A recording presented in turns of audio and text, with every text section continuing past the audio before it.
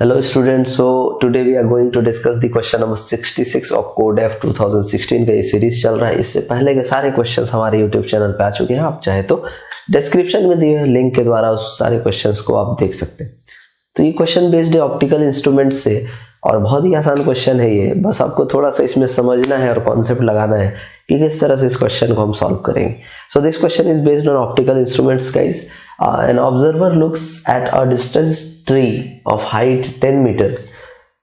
एक ऑब्जर्वर है जो एक पेड़ जो कि 10 मीटर की दूरी पर है, ठीक है। और सपोज ये x अननोन x ले लेते हैं हम, इसे ये देखता है, हाइट इसकी कुछ है h और ये ऑब्जर्वर यहाँ से इसे देख रहा है। So this angle is theta.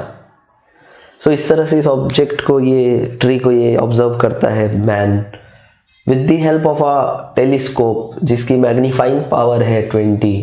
To the observer the tree appears 10 times nearer, 20 times taller, 20 times nearer और 10 times taller.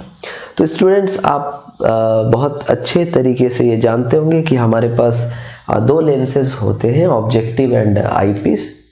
So the objective जो होगी वो ऑब्जेक्ट के सामने होगी और आईपीस से हम फाइनल इमेज को ऑब्जर्व करते हैं।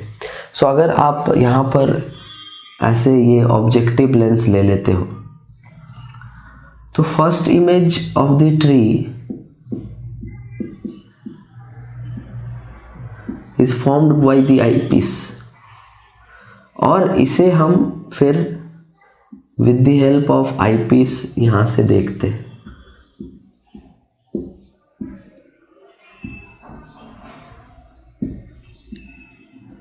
तो क्वेश्चन में ये गिवन है that the tree becomes means the magnifying power of the telescope is 20, means this tree becomes 20 times taller because the image formed by the objective, इस ट्री की जो इमेज है, जैसे ये थीटा है, ये थीटा है, so this is theta dash. So theta dash is 20 times greater because it has 20 magnifying power. The telescope has 20 magnifying power, means पहला इमेज हमारा बनेगा बाय द ऑब्जेक्टिव, फिर उसका इमेज, ऑब्जेक्टिव का जो इमेज होगा वो आईपीस के लिए ऑब्जेक्ट का काम करेगा और हम लोग फाइनल इमेज देखेंगे।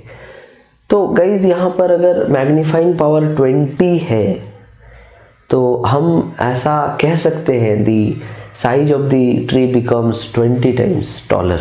सो our option will be about 2। So 2 is the option जिसके अकॉर्डिंग हमारी जो ट्री है उसकी साइज 20 टाइम्स अधिक हो जाएगी और हम उसे देखेंगे। तो इस तरह से इस क्वेश्चन को देखना था। प्योरली कॉन्सेप्चुअल क्वेश्चन है, बहुत कुछ फॉर्मूला इसमें हमें अप्लाई नहीं करना था। बहुत सारे वीडियो लेक्चर्स के लिंक हमारे डिस्क्रिप्शन में दिए हुए हैं, आप उन्हें जरूर देखें। नेक्स्ट वीडियो में हम क्वेश्चन नंबर 67 लेकर के आएंगे। तब तक के लिए बने रहिए हमारे साथ। As always thanks for watching.